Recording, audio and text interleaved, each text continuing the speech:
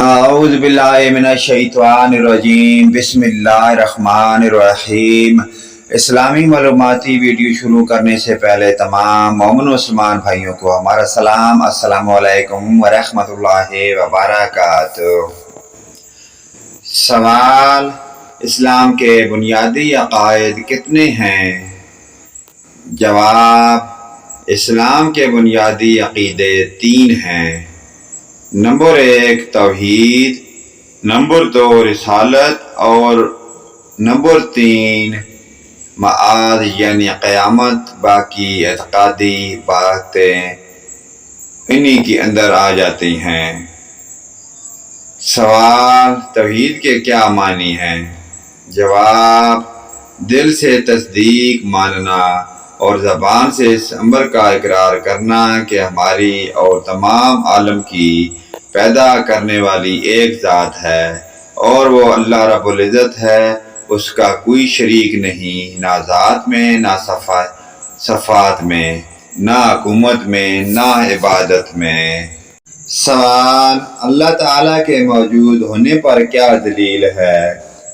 جواب: اللہ تعالیٰ کا موجود ہونا آفتاب سے زیادہ روشن ہے۔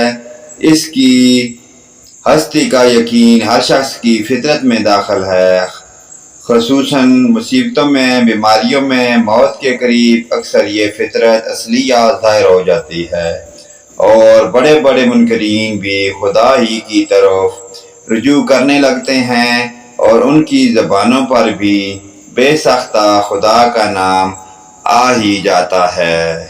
سوال: دنیا کی کن چیزوں سے خدا کی ہستی کا پتہ چلتا ہے؟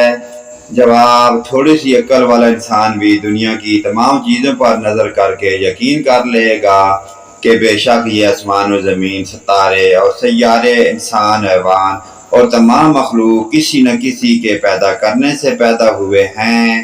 آخر کوئی ہستی تو ہے جس نے ان کو پیدا کیا اور جس طرح چاہتا ہے ان میں تصرف کرتا ہے۔